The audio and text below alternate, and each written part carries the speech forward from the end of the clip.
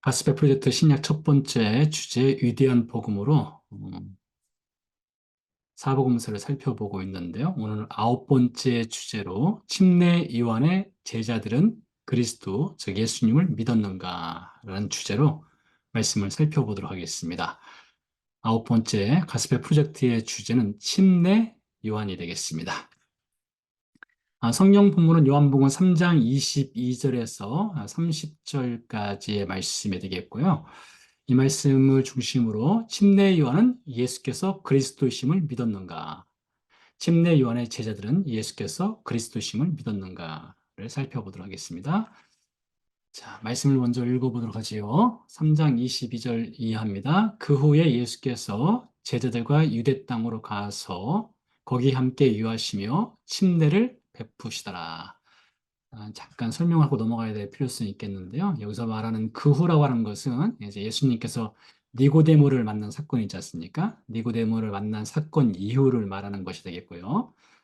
22절에 의하면 예수님께서 침례를 베푸시더라 이렇게 되어 있지만 요한복음 4장 1절 이하로 넘어가면 이 기록자 요한이 이렇게 말합니다. 사실 예수님께서 침례를 베푸신 것이 아니라 침례를 베푼 것은 예수님의 제자들이었더라라는 표현이 있습니다. 그러니까 구체적으로 이제 다시 한번 주석을 달아 놓은 것이 되겠는데요. 예수님께서 침례를 베푸신 것이 아니라 예수님의 제자들이 침례를 베푸게 된 거죠.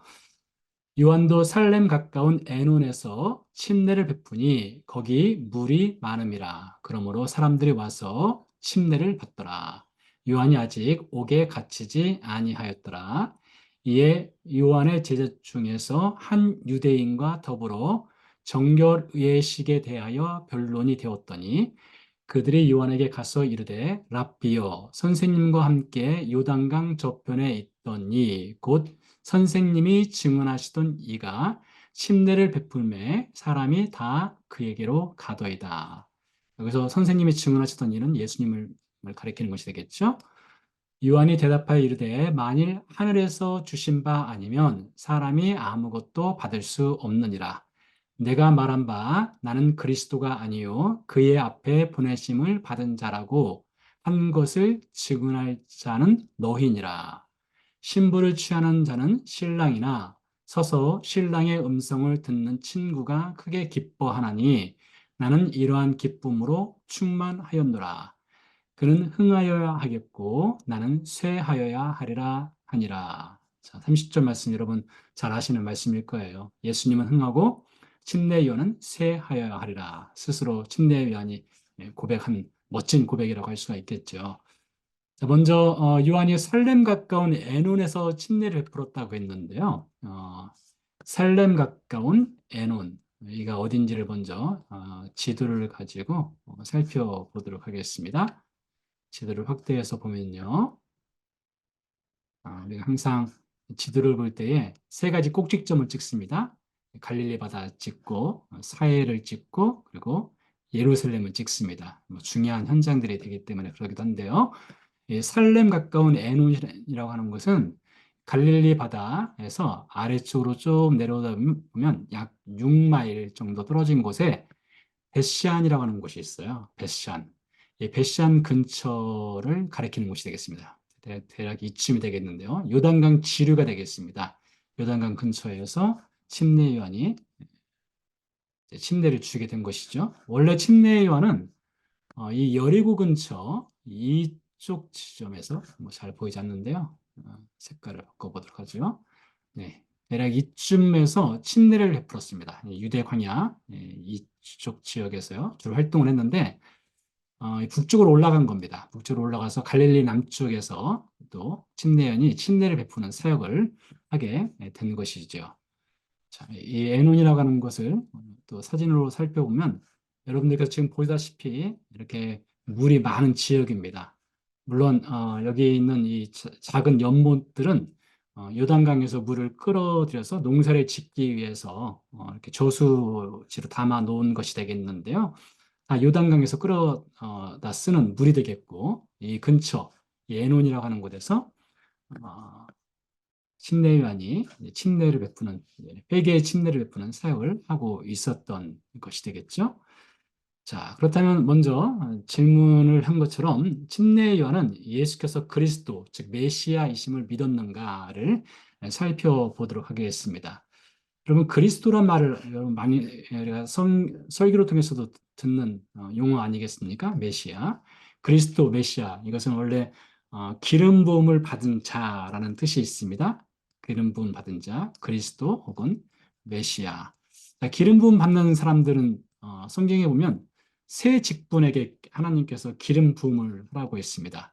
첫 번째는 왕입니다. 그러니까 왕의 직을 시별할 때에 기름을 붓습니다.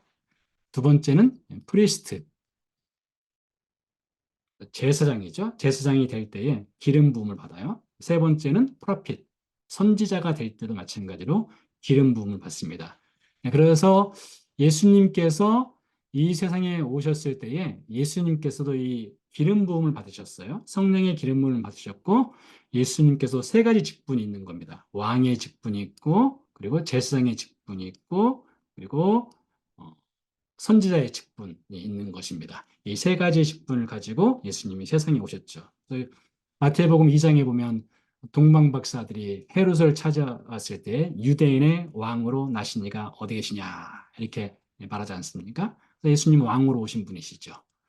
두 번째 예수님 프리스트, 제사장으로 오셨습니다. 예수님이 성전이 되시지 않습니까? 성전에서 예수님 스스로가 희생제물이 되시기도 하시고요. 그래서 예수님은 제사장 역할을 하신 분이시죠. 또 예수님은 프로핏, 선지자의 역할도 하셨습니다. 예수님 책망하시고 심판의 메시지를 전하시고 장례를 말씀하시는 이런 선지자의 기능의 역할을 하셨어요. 예수님께도 기름 부음 받으시고 왕, 제사장, 선지자의 역할을 하시게 되시죠.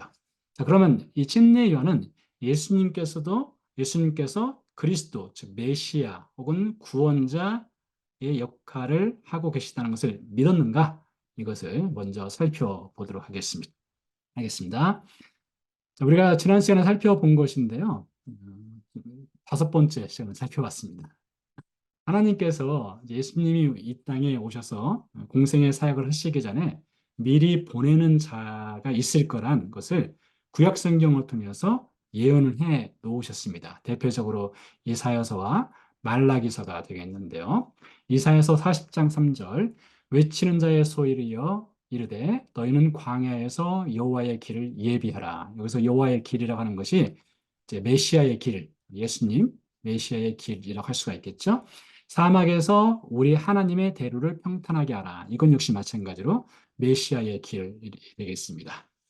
그러니까 외치는 자의 소리가 있다는 겁니다. 외치는 자의 소리가 먼저 와서 메시아의 길을 예비한다. 라는 것을 이사야 선지자가 예언을 했죠. 주전 700년경이에요. 말라기 선지자도 마찬가지로 예언을 했습니다. 만군의 여호와가 이르노라. 보라, 내가 내 사자를 보내리니 그가 내 앞에서 길을 준비할 것이요 라고 되어 있습니다. 여기서 내 사자라고 하는 것은 이제 메시아가 오기 전에 앞서서 보냄을 받은 메신저를 말합니다. 메신저. 그가 바로 이제 우리가 살펴보고 있는 존 더 바프티스트, 침례 요한이 되겠죠.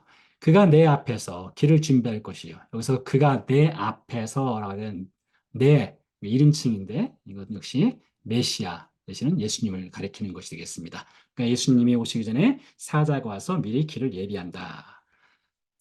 말라기서 4장 5절에 보니까 보라 여호와의 크고 두려운 날이 이르기 전에 내가 선지자 엘리야를 너희에게 보내리니라는 말씀이 있습니다. 내가 선지자 엘리야를. 그러니까 메시아가 오시기 전에 엘리야와 같은 성정을 지닌 사람이 어, 메시아 전에 앞서 오신다. 보낼 것이다. 이런 말이 있다는 것이죠. 마태복음 17장에 보면은 예수님이 어, 침례 요한을 가리켜서 엘리야라고 직접적으로 언급을 하시기도 하십니다. 그래서 이게 이렇게 구약 성경에서 메시아가 오기 전에 미리 와서 그 길을 준비할 어떤 선지자적인 역할을 하는 사자의 역할을 하는 사람이 있을 것이다. 이렇게 예언을 했다는 것이죠.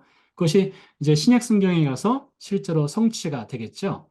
자, 신약 성경으로 가서 살펴보면 먼저 침례 요한의 아버지 사가랴가 예언을 한 장면이 있습니다. 이 사가랴는 침례 요한의 아버지가 되겠는데 제사장이죠.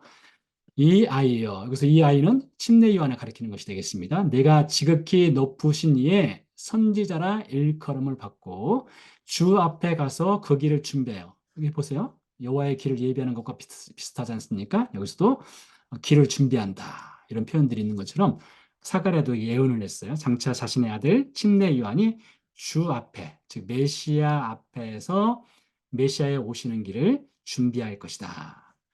주의 백성에게 그 죄 사함으로 말미암아 구원을 알게 하리니, 그러니까 메시아가 오셔서 죄 사함과 구원을 베푸실 것을 미리 알려주는 역할을 할 것이다라고 자신의 아들을 가리켜서 예언을 하게 되었습니다. 자, 또 다른 장면을 보면 마가복음 1장 1절에 3절 사이에 보면 이제 구약성경 이사야서 40장에서 예언한 것이 성취가 되었다는 것을 이야기를 합니다. 하나님의 아들 예수 그리스도의 복음의 시작이라 선지자 이사야의 글에 보라 내가 내 사자를 내 앞에 보내노니 그가 내 길을 준비하리라. 광야에 외치는 자의 소리가 있어 이르되 너희는 주의 길을 준비하라. 그의 오실 길을 곧게 하라. 기록된 것 같이라고 되어 있습니다. 여기서 보면 이사야 선자, 이사야서 40장 3절 이하의 말씀, 물론 말라기도 포함된다고 할 수가 있습니다. 이런 말씀이 실제로 침례 요한 시대에 가서 성취가 되었다라고 하는 것을 마가복음 기록자가 이야기를 해주고 있어요. 하나를 더 보도록 하겠습니다. 이르되 나는 선지자 이사야의 말같이, 여기서 나는 침례 존 더 바프티스트, 침례 요한이 되겠죠. 나는 선자 이사야의 말과 같이 주의 길을 곧게 하라고 광야에서 외치는 자의 소리로다 하니라 했습니다. 그래서 이사야의 말이 무엇입니까? 바로 이사야서 40장 3절 이하의 말씀이 되겠죠. 주의 길을 곧게 하라고 광야에서 외치는 자의 소리로서 침례요한이 사역을 하게 된 것입니다. 그러니까 구약 성경에 메시아가 오시기 전에 사자가 와서 그 길을 준비할 것이라고 예언이 되어 있고 신약 성경 시대에 와서 그것이 실제로 성취가 되었다라고 하는 것을 신약 성경 기록자들이 이렇게 기록으로 증언으로 남겨놓은 것을 확인을 할 수가 있겠습니다. 자, 그래서 이제 요한이 나타나서 메시아의 길을 준비하는 사역을 하게 됩니다. 그런 중에 요한복음 1장 29절 말씀해 보니까 이튿날 요한이 예수께서 자기에게 나아오심을 보고 이르되 보라 세상 죄를 지고 가는 하나님의 어린 양이로다라고 외쳤습니다. 요한이 이제 침례를 베푸고 있을 때에 예수님이 그 유대 광야 요단강 근처까지 나아오신 것이죠. 그때 요한이 예수님을 바라보고 나서 저분이 하나님이 말씀하신 메시아구나. 이것을 깨달았다는 것입니다. 근데 그 메시아가 어떤 메시아예요? 세상 죄를 지고 가는 하나님의 어린 양. 장차 어떤 희생 제물이 될 그런 어린 양으로 오신 메시아를 요한이 보고 알게 된 것입니다. 그런데 이것을 어떻게 알게 되었을까요? 어떻게 수많은 군중들 사이에서 예수님이 세상 죄를 지고 가는 하나님의 어린 양인 것을 어떻게 알게 되었을까요? 자, 요한복음 31장 33절에서 34절 말씀해 보면 이렇게 기록되어 있습니다. 나도 그를 알지 못하였으나, 그렇죠. 요한도 이제 군중들 틈 사이에는 예수님을 메시아로 처음에 알지 못했던 것입니다. 자, 그런데 나를 보내어 물로 침례를 베풀라 하신 그이가, 그래서 그이는 하나님이 되겠죠. 나에게 말씀하시되 성령이 내려서 누구 위에든지 머무는 것을 보거든 그가 곧 성령으로 침례를 베푸는 이인 줄 알라 하셨기에 내가 보고 그가 하나님의 아들이심을 증언하였노라 하니라. 여러분 성령, 홀리 스피릿은 눈에 안 보이지 않습니까? 영적인 존재죠. 근데 가끔 성령이 눈에 보이게 역사를 하는 것을 성경이 증언하고 있습니다. 대표적인 것이 사도행전 2장이죠. 2장 1절에 보면 오순절날 제자들이 다락방에서 기도할 때에 불의 혀같이 갈라지는 성령의 역사를 그들이 눈으로 직접 확인을 하지 않습니까? 그런 것처럼 요한이 침례를 베푸는 현장에 수많은 군중들 사이에 예수님이 있었는데 예수님 머리 위에 성령이 임재하신 것을 요한이 본 거예요. 그래서 그것을 보고서 저분이 하나님이 말씀하신 메시아, 그리스도, 구원자, 세상 죄를 지고는 하나님의 어린 양, 하나님의 아들이시구나. 이것을 보고 분명하게 요한을 알게 되었다는 것입니다. 그래서 침례 요한은 이런 역사, 성령의 역사를 통해서 예수님이 그리스도라고 하는 사실을 이렇게 직접적으로 확인을 한 인물이라고 할 수가 있겠죠.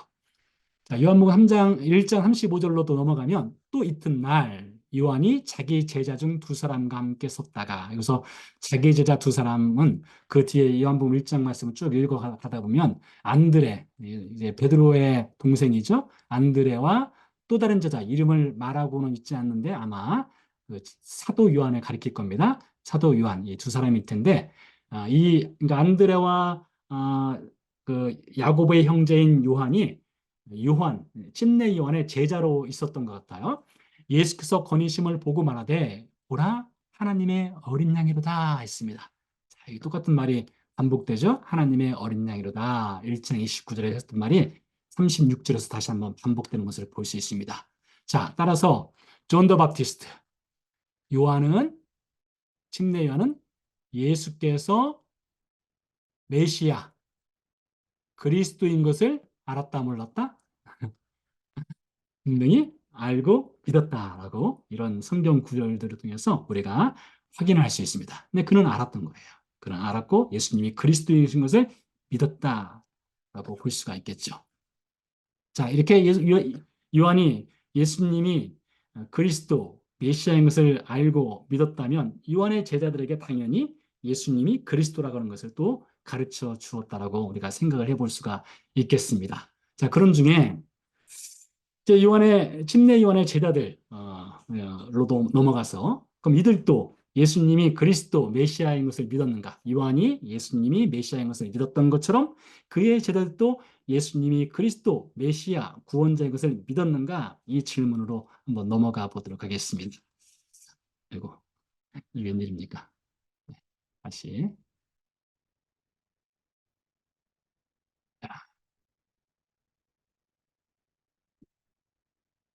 자, 네. 오늘 본문에 보면 이런 말씀이 있습니다. 랍비여, 그러니까 요한에게 하는 말입니다. 랍비여, 선생님과 함께 요단강 저편에 있더니 곧 선생님이 증언하시던 이가 침례를 베푸매 사람이 다 그에게로 가더이다. 여러분 어떤 뉘앙스가 느껴지세요? 이 말씀에서요? 그러니까 요한이 이제 침례를 베푸는 그런 사역을 할 때에 어, 유대인들이 전국 각지에서 요한에게 몰려왔습니다. 요한에게 침례를 받기 위해서 몰려왔고 요한이 그리스도가 아닌가 이런 생각을 하였습니다. 메시아가 아닌가? 그래서 요한에게 와서 묻죠. 네가 그리스도냐? 네가 메시아냐? 이런 질문을 하는 것을 볼 수가 있습니다. 아마 요한의 제자들도 처음에 요한을 따랐을 때에 이 요한이 하나님이 말씀하신 그리스도가 아닌가 해서 요한을 따랐을 것입니다. 근데 예수님이 등장하고 나서 사람들이 시선이 요한에서 예수님으로 옮겨지게 된 것이죠. 요한에게 침례를 받으러 나왔던 사람들이 요한에게 나오지 않고 이제 예수님께로 몰려가는 것을 보게 된 겁니다. 그러자 이제 물은 겁니다. 선생님이 증언하시던 이가 침례를 베푸니까 사람들이 다 그에게로 갑니다. 이렇게 말하는 겁니다. 한마디로 당신 인기 떨어졌다. 당신 이제 사람들이 주목하지 않는다. 다 예수님을 주목한다. 이렇게 말을 하는 것입니다. 그때 요한이 어떻게 말하는가 보세요. 이렇게 말합니다. 신대 요한의 증언. 첫 번째, 하늘에서 주신 바 아니면 사람이 아무것도 받을 수 없다. 그러니까 이것을 약간 뭐 이렇게 해석을 붙이자면 이렇습니다. 요한은 땅의 사람이고요. 예수님은 하늘에서 오신 분이라는 것입니다. 그러니까 예수님은 하늘의 authority, 권세를 지니신 분이라는 거예요. 그러니까 예수님이 메시아다 이렇게 말한 것으로 볼 수가 있겠고요. 두 번째, 좀 더 명확하게 말을 하고 있습니다. 오늘 본문에서 말하기를 나는 그리스도가 아니다. 나는 그리스도 앞에 보내심을 받은 자다. 이렇게 말을 하고 있고요. 너희 제자는 내가, 즉 요한, 나는 그리스도가 아니고 예수께서 그리스도심을 증언해야 된다. 이렇게 말로 이어가는 것을 볼 수 있습니다. 그러면서 말하기를 예수님은 신랑이고 나는 신랑의 친구야. 예수님은 흥해야 하고 나는 쇠해야 한다. 즉 나는 사라져야 한다. 이렇게 말을 하는 것을 볼 수 있습니다. 그러니까 분명하게 요한은 존 더 바프티스트 요한이 그의 제자들, 디사이플들에게 예수님이 진정한 메시아, 유일한 메시아라고 분명하게 가르치었다라고 확인할 수가 있겠죠. 자, 그런데요, 요한의 제자들은 어찌된 일인지 예수님을 메시아로 믿지 않았던 것 같습니다. 마태복음 9장으로 넘어가면 이런 말씀이 있어요. 그때 요한의 제자들이 예수께 나와 이르되 우리와 바리새인들은 금식하는데 어찌하여 당신의 제자들은 금식하지 아니하나이까? 라고 말을 한 것을 볼 수 있어요.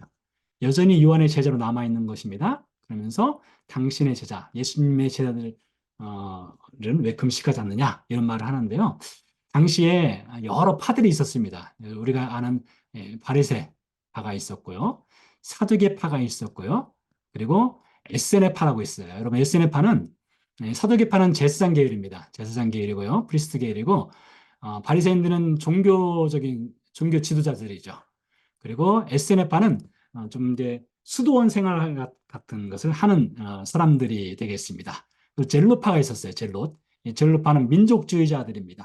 이런 파들이 있었고요. 또 당시에 랍비들이 많았습니다. 요한도 랍비로 이제 불리기도 했는데 많은 랍비들이 있었고 랍비들을 따르는 제자들이 있었어요. 그러니까 요한을 따르는 제자들도 있었고 예수님의 메시아이신 예수님을 따르는 제자들도 있었던 것이죠. 그러니까 요한의 제자들은 예수님을 어떻게 바라봤는가 하면 그리스도가 아닌 우리 선생님과 비슷한 인기 많은 또 다른 랍비 이 정도로 보았던 것입니다. 그래서 우리와 바리새인들은 유대 어떤 전통에 따라서 금식하는데 왜 당신은 제자들에게 금식하라고 가르치지 않느냐라고 어떤 선생 같은 레벨 정도로 이렇게 이해를 했던 것입니다. 그러니까 아직 예수님을 그리스도로 믿지는 않았던 것이죠. 요한이 이렇게 분명하게 그리스도라는 것을 증언했음에도 불구하고요. 그들 가운데는 아마 이런 마음도 있었을 것 같습니다. 랍비와 선생님과 함께 요단강 저편에 있더니 곧 선생님이 증언하시더니와 침례를 베풀며 사람이 다 그에게로 가더이다. 이 말 속에는 경쟁 의식도 있었고 질투도 있었고 교만 의심도 있었을 것 같습니다. 여러 가지가 복합적으로 작용을 해서 예수님의 그리스도 대신보다는 예수님은 랍비 정도 인기 있는 선생 정도로 생각을 했던 것 같습니다. 그래서 이 요한의 제자들 마음속에는 자신의 스승인 존 더 바프티스트 요한과 예수님 사이에 어떤 경쟁 관계, 어떤 긴장 관계가 있는 그 정도의 선생 정도로 생각을 하였던 것 같습니다. 아직은 이제 그리스도를 믿지 않고 있는 것이죠. 자, 그런 중에 요한이 옥에 갇히는 일이 발생합니다. 3장 24절에도 보면 요한이 아직 옥에 갇히지 아니하였더라라는 말씀이 있지 않습니까?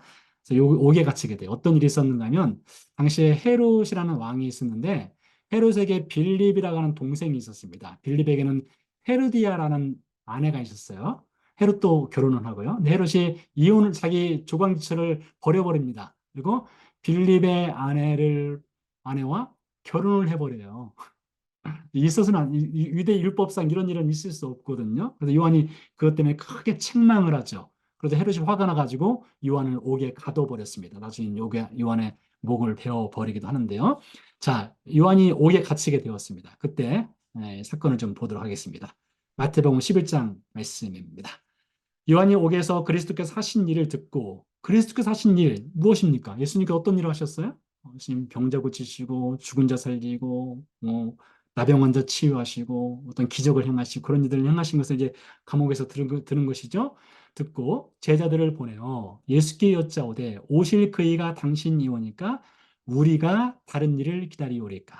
예수께서 대답하여 이르시되 너희가 가서 듣고 보는 것을 요한에게 알리되 맹인이 보며 못 걷는 자 사람이 걸으며 나병 환자가 깨끗함을 받으며 못 듣는 자가 들으며 죽은 자가 살아나며 가난한 자에게 복음이 전파된다 하라. 누구든지 나로 말미암아 실족하지 아니하는 자는 복이 있도다 하시니라 라는 말씀을 하였습니다. 요한이 자신의 제자들을 예수님께 보냈어요. 보내서 우리가 다른 일을 기다려야 됩니까? 이런 질문을 하였습니다. 보통 이것을 어떻게 해석하는가 하면 요한이 의심한 거 아닌가. 요한이 감옥에 갇혀 있으면서 예수님이 정말 그리스도가 맞아? 하고 의심한 것이 아닌가라고 많이 해석을 합니다. 근데 오늘은 제가 좀 다른 해석을 좀 말씀드리려고 합니다. 자, 사실 이것은 이미 말씀드린 대로 요한은 예수님이 그리스도인 것을 분명히 확인을 했어요. 성령의 역사를 통해서 분명히 확인을 했습니다. 그래서 그리고 제자들에게 나는 그리스도가 아니고 예수님이 그리스도다라고 가르치기까지 했던 사람이 요한입니다. 자, 그래서 이 요한복음 마태복음 11장 2절 6절 말씀을 좀 다르게 좀 볼 필요성이 있어요. 자, 예수님께서 요한에게서 온 제자들에게 요한에게 가서 이런 말을 해 하면서 가르쳐 준 것이 무엇이냐면 맹인이 보며로 시작해서 복음이 전파된다. 이 말씀을 가서 전하라겠습니다. 여러분 이 말씀이 어디 나오는 말씀인가 하면 이사야서 61장 1절 2절 말씀입니다. 이 말씀이 매우 중요한 말씀이에요. 왜 그런가 하면 이 말씀은 메시아가 오셔서 하실 사역에 관한 말씀입니다. 그러니까 이런 사역을 하신 분이 바로 메시아이심을 증거하는 것이에요. 예수님께서 실제로 오셔서 뭐 하셨습니까? 맹인이 보는 사역도 하시고, 못 걷는 자 일으키시고, 나병 환자 깨끗게 하시고, 못 듣는 자 걷게 하시고, 못 듣는 자 듣게 하시고, 죽은 자 살리시고, 또 복음을 전하시고, 예수님이 정확하게 이사야서 61장 사역을 했거든요. 근데 아직 요한의 제자들은 예수님이 이런 사역을 하고 있음에도 불구하고 예수님을 믿지 않는 거예요. 그래서 예수님이 요한의 제자들을 요한의 제자들에게 이 말씀 이사야서 61장 말씀을 가지고 요한에게 돌려보냅니다. 요한에게 돌려보내서 내가 메시아라는 것을 이제 가지고 돌려보내죠. 요한이가 뭐 했을까요? 가면요. 제자들이 가면요. 감옥에 있는 요한이 제자들이 예수님이 주신 이 말씀 이사야서 61장 말씀을 가서 그대로 전했지 않겠습니까? 요한이 제자들에게 분명히 이렇게 말을 했을 것입니다. 봐라. 내가 너에게 이미 말했지 않느냐. 그분이 그리스도라고 말했지 않느냐. 이사야 선지자가 예언한 그 말씀을 그대로 행하시는 예수야말로 그리스도다. 다시 한번 감옥에서 그 제자들에게 예수님이 그리스도란 사실을 다시 한번 가르치는 거예요. 이 요한의 제자들 예수님 말씀을 듣고는 예수님이 정말 그리스도인가? 하고 의심했을 거예요. 네? 감옥에 있는 요한이 다시 한번 예수님이 그리스도란 사실을 이사야서 61장 말씀을 가지고 가르치는 것입니다. 이렇게 적어봤습니다. 침례 요한의 제자들을 위한 침례 요한의 마지막 사명이 있어요. 마지막 사명이 무엇이냐? 나는 그리스도가 아니다. 위에서 했던 말입니다. 예수님이 그리스도시다. 나는 신랑이 아니다. 예수님이 신랑이시다. 나는 쇠해야 사라져야 한다. 예수님은 흥해야 높아져야 한다. 너희도 예수님을 그리스도로 믿어야 한다. 이것을 요한이 감옥에서 제자들에게 다시 한번 가르치는 그 마지막 사역을 이 감옥에서 감당하는 것입니다. 정리하면 요한은 이미 요한복음 3장에서 증언하는 대로 예수님이 메시아라는 사실을 믿었어요. 근데 요한의 제자들은 예수님이 메시아라는 사실을 믿지 않았습니다. 그래서 감옥 속에 있는 요한이 다시 한번 이사야서 61장 예수님이 전해주신 말씀을 가지고 제자들에게 예수님이 그리스도야 라고 하는 것을 다시 한번 가르치는 그 마지막 사명을 감당했다는 것이죠. 자, 약간 길어지고 있지만 하나만 더 하고 마치도록 하겠습니다. 자, 후에 이런 사건이 있은 후에 사도행전으로 넘어가면은 이런 일이 있었어요. 알렉산드리아에서 난 아볼로라 하는 유대인이 에베소에 이르니 이 사람은 언변이 좋고 성경에 능통한 자라. 그가 일찍이 주의 도를 배워 열심으로 예수에 관한 것을 자세히 말하며 가르치나 요한의 침례만 알 따름이라 했습니다. 아볼로라고 하는 사람이 있었는데요. 주의 도를 배워서 예수에 관한 것을 가르쳤대요. 그래서 주의 도라고 하는 것은 구약 성경을 가르치는 것이 되겠습니다. 구약 성경이 메시아에 관한 것을 예언하지 않습니까? 그 구약 성경에 나타난 메시아에 관한 예언을 통해서 예수님이 메시아구나 이것을 알게 된 거예요. 아볼로가 성경 공부를 통해서요. 근데 이 아볼로는 어디까지만 알았는가 하면 요한의 침례까지만 알았다는 거예요. 그 말은 예수님의 십자가 사건을 아직 모르는 거예요. 아볼로가요.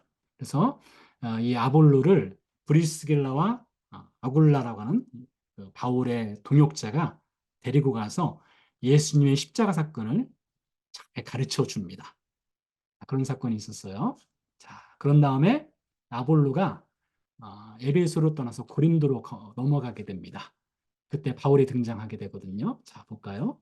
아볼로가 고린도에 있을 때에 바울이 윗지방으로 다녀 에베소에 와서, 자, 아볼로가 에베소에서 사역을 했었죠. 그 에베소로 바울이 오게 된 겁니다. 어떤 제자들을 만나 이르되 너희가 믿을 때에 성령을 받았느냐, 이르되 아니라 우리는 성령이 계심도 듣지 못하였느라. 바울이 그러면 너희가 무슨 침례를 받았느냐? 대답하되 요한의 침례니라 했습니다. 그러니까 아볼로가 받았던 요한의 침례. 아직 이 사람들은 뭘 모르는 거예요? 십자가 사건을 모르는 거예요. 에베소에 있는 사람들이요. 그러니까 아볼로로부터 성경에 대해서 배웠고 예수님에 대해서 배웠는데 예수님의 십자가 사건은 아직 배우지 못한 사람들입니다. 바울이 이르되 요한이 회개의 침례를 베푸며 백성에게 말하되 내 뒤에 오시는 이를 믿으라 하였으니 이는 곧 예수라 하거늘 그들이 듣고 주 예수의 이름으로 침례를 받으니 바울이 그들에게 안수하며 성령이 그들에게 임하심으로 방언도 하고 예언도 하니 모두 12사람쯤 되니라. 이렇게 12사람이 성령의 침례를 받고 여기서 예배소 교회가 시작되거든요. 자, 그런데요.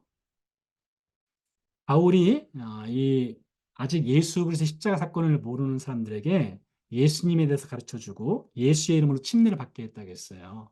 여러분, 근데 주 예수의 이름으로 침례를 받는다는 것이 어떤 의미가 있습니까? 여기는 몇 가지 중요한 의미가 담겨 있어요. 잠깐 또 지도를 먼저 보도록 하겠는데요. 알렉산드리아가 어디입니까? 아볼로가 살았던 알렉산드리아. 알렉산드리아는요, 이집트에 있는 도시입니다. 여기를 가리키는 것이 되겠고요. 여기가 알렉산드리아입니다. 뭐 델타 삼각지라고 하죠. 네. 네, 알렉산드리아에 살던 아볼로가 에베소를 오게 됩니다. 에베소에 와서 이제 예수님에 대해서 가르치는데 십자가 사건이 없는 예수를 가르치는 겁니다. 그러나서 고린도로 가게 되죠. 그 사이에 이곳에 에베소에 바울이 와서 주 예수의 이름으로 받는 침례에 대해서 가르치게 된 겁니다. 여러분, 주 예수의 이름으로 침례를 받는다는 것이 무엇이냐? 자, 여기 보세요. 사도행전 2장에 보면 주 예수의 이름으로 침례를 받는다는 것이 무엇인지를 가르쳐 줍니다. 여기서 우리는 복음의 몇 가지 내용을 확인할 수가 있어요. 그런즉 이스라엘 온 집은 확실할지니 너희가 십자가에 못 박은 이 예수를. 여러분, 복음의 내용 중에 중요한 것이 무엇입니까? 십자가에 예수님이 못 박혔다는 사실이죠. 십자가에 예수님이 못 박혔다는 사실입니다. 두 번째, 이 예수를 하나님이 주와 그리스도가 되게 하셨느니라. 복음의 두 번째 내용은 예수님의 로드십입니다. 예수님이 우리 삶의 주인이 되신다는 거예요. 세 번째, 복음의 세 번째 내용은 예수님이 그리스도가 되신다는 것입니다. 그리스도라는 것은 기름 부음 받은 자라는 사전적 의미도 있지만 우리의 유일한 구원자가 되신다. 그래서 우리가 복음을 말할 때는 십자가가 반드시 들어가야 되고요. 예수님의 로드십이 들어가야 되고요. 예수님의 유일한 구원자, 메시아, 구원자 되심이 이 복음에는 반드시 들어가야 돼요. 자, 이것을 베드로가 이스라엘 백성들에게 가르치게 된 겁니다. 자, 그 말을 듣자 형제들아 우리가 어찌 알고 하고 마음에 찔리게 되죠. 그때 베드로가 이어서 말을 이렇게 이어나갑니다. 베드로가 이르되 너희가 회개하여 각각 예수 그리스도의 이름으로 침례를 받고 죄 사함을 받으라. 그러면 성령의 선물을 받으리니. 그래서 주 예수의 이름으로 침례를 받는다고 할 때는 예수님이 십자가의 죽으심을 믿는 겁니다. 예수님의 로드십, 삶의 주인 되심을 믿는 것입니다. 예수님의 유일한 구원자, 그리스도가 되심을 믿는 것입니다. 이것을 믿는 사람들이 예수님의 침례를 받는 거예요. 침례를 받을 때에 성령의 역사가 이제 있게 된다는 것이죠. 자, 그래서 아마 이 요한의 제자들도 요한이 옥에 갇힌 요한이 예수님의 그리스도 되심을 다시 한번 증언함으로써 그들도 예수님을 유일한 메시아로 받아들였기를 소망해 보고, 또 에베소에 있는 또 다른 요한의 제자들도 바울이 전한 예수 그리스도의 십자가 복음을 통해서 그들도 예수 그리스도를 믿게 되고 거기서 교회가 시작되었다는 것이죠. 자, 그렇다면 우리 교회가 할 일이 있습니다. 여러분, 우리가 할 일이 있어요. 무엇입니까? 교회가 할 일은 침례 요한의 제자들 같은 이들이 예수 그리스도의 복음을 듣고 믿도록 하는 일입니다. 이것이 여러분이 교회가 이것만큼 중요한 일이 무엇이 있겠습니까? 교회가 해야 될 가장 중요한 일은 아직 십자가 사건이 없는 이들로 하여금 예수 그리스도의 복음을 듣고 믿도록 하는 일, 이것만큼 중요한 것은 없는 거예요. 그러기 위해서는 우리가 이 질문이 있어야 돼요. 바울이 에베소에 갔을 때 이런 질문을 하지 않습니까? 너희가 믿을 때에 성령을 받았느냐? 여러분, 우리 주변 사람들에게 우리가 물어봐야 될 것이 거예요. 너희가 믿을 때 성령을 받았느냐? 너희가 믿을 때 그리스도 예수를 믿었느냐? 십자가에 못 박히신 예수를 믿고 있느냐? 이런 질문들을 서로 주고받는 그런 은혜가 있어야 됩니다. 이것을 통해서 우리가 확인을 해야 되는 것이죠. 정말로 십자가 복음이 있는 신자인가? 아직은 그 십자가 복음이 있기 전 요한의 제자들과 같은 사람들인가? 이것을 이 질문으로 통해서 서로 확인하는 그런 작업이 필요하다는 것이죠.